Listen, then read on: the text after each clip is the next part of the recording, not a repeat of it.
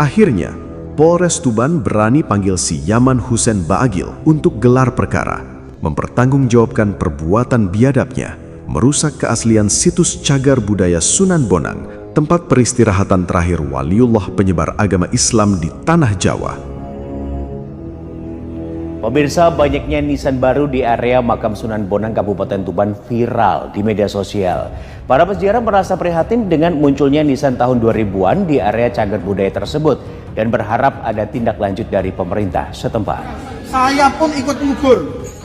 Makam-makam di sini saya yang ngubur. 90% saya ikut memakamkan makam-makam yang ada di sini. Hussein Baagil itu lahirnya tahun 80-an.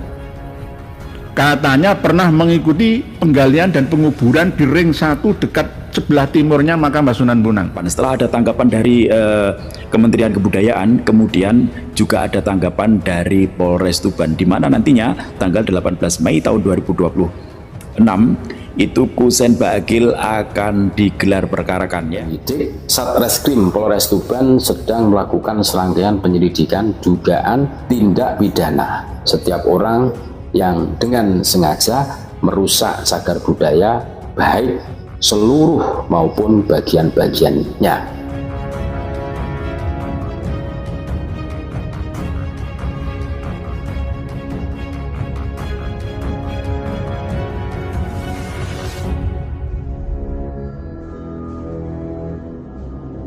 Apa kira-kira yang terlintas di benak Anda sebagai bangsa Indonesia ketika ada seorang keturunan Baklawi Yaman yang lahir di tahun 80-an tiba-tiba mengklaim bahwa dia ikut memakamkan 90% jenazah di area ring 1 pemakaman Sunan Bonang? Apakah Anda akan menganggap Baklawi Yaman tersebut sedang mengalami gangguan jiwa? Atau Anda akan menilai bahwa si keturunan Yaman itu sudah kelewatan bangsatnya karena sudah menganggap kita adalah bangsa yang sangat bodoh, hingga menurutnya kita bisa ditipu dengan mudah tentang sesuatu yang dari dulu kita semua sudah paham akan situasinya. Itulah yang terjadi dalam kasus lenyapnya batu nisan tua di area ring 1 pemakaman Sunan Bonang yang kemudian berganti dengan nisan-nisan baru yang mayoritas atas nama Baklawi Yaman. Di mana ketika polemik tersebut pada tahun lalu sangat viral di berbagai media sosial, akhirnya salah seorang keturunan Baklawi Yaman Hussein Baagil muncul melakukan pembelaan, yang dari pembelaannya itu justru membuka fakta bahwa si Yaman Hussein Baagil diduga merupakan aktor utama atas perusakan keaslian situs cagar budaya di area pemakaman Kanjing Sunan Bonang.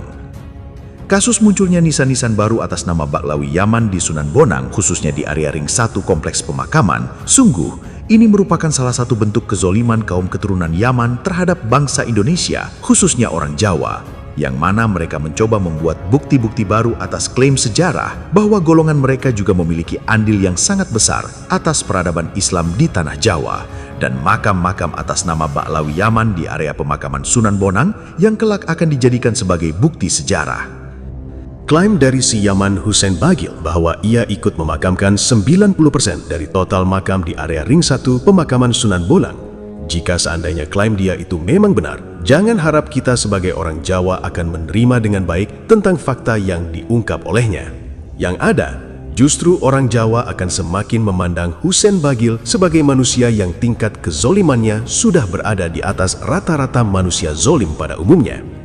Masyarakat Tuban, Lamongan, Bojonegoro dan Rembang, mereka semua faham betul bagaimana situasi di area pemakaman Sunan Bonang sebelum berubah seperti sekarang. Sebelum tahun 2000-an, makam Kanjeng Sunan Bonang sudah penuh dikelilingi makam dengan batu nisan tua yang tidak ada satupun dari batu nisan tersebut bertuliskan nama Habib Yaman.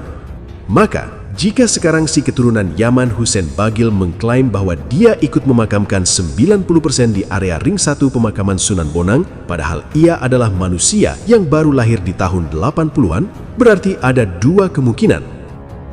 Pertama, batu-batu nisan tua zaman dulu sengaja dibuang. Tidak ada makam baru di sana, yang ada hanyalah nisan baru yang diatasnamakan kaum Habib Yaman. Tujuannya jelas, mereka ingin membuat bukti baru untuk melegitimasi klaim sejarah dari golongan mereka.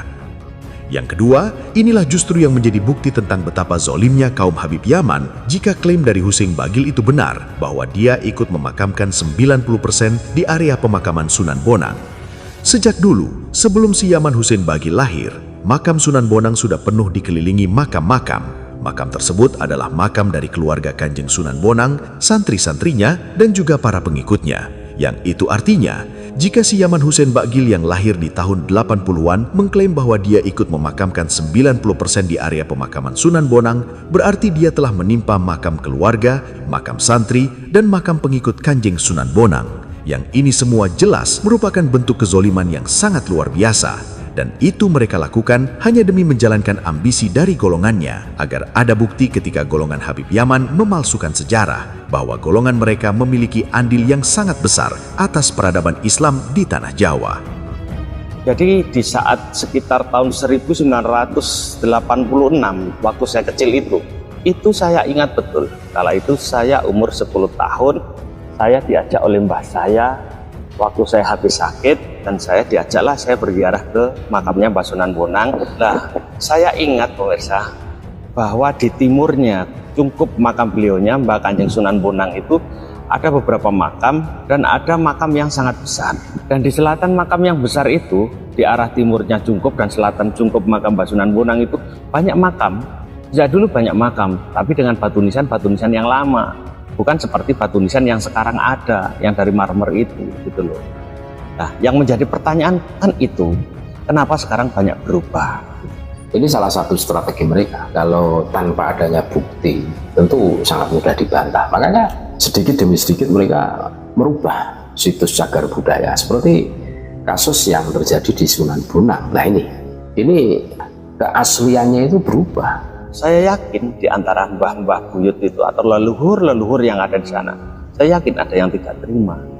Kalau suatu saat terjadi sesuatu kepada keluarga jenengan, kepada istri jenengan, kepada anak jenengan yang ikut makan hasil dari kerja jenengan dengan mengganti batu-batu nisan itu, ya jangan salahkan orang lain. Kebetulan ini beliau yang menggali kuburnya. Ini yang menggali kuburnya. Ada beberapa yang sudah wafat. Bahkan ini Mas Brohim. Ini termasuk orang yang menggali kubur.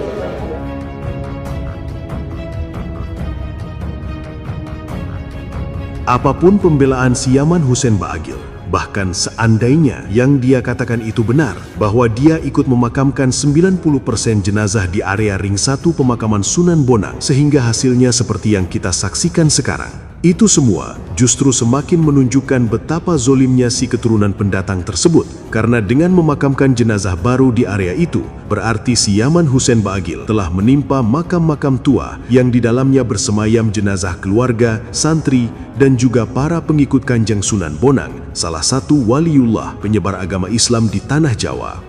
Dari pengakuan si Yaman Hussein Ba'gil itulah, maka terindikasi kuat bahwa dia merupakan salah satu aktor utama atas kasus digantinya batu nisan tua di area makam Kanjeng Sunan Bonang, yang oleh negara, kawasan tersebut telah ditetapkan sebagai situs cagar budaya. Sehingga, tangan jahil manapun yang berani merusak, baik itu seluruh maupun sebagian saja dari area situs cagar budaya yang telah ditetapkan oleh negara, maka sudah sah ia diseret ke dalam penjara untuk mempertanggungjawabkan perbuatan biadabnya.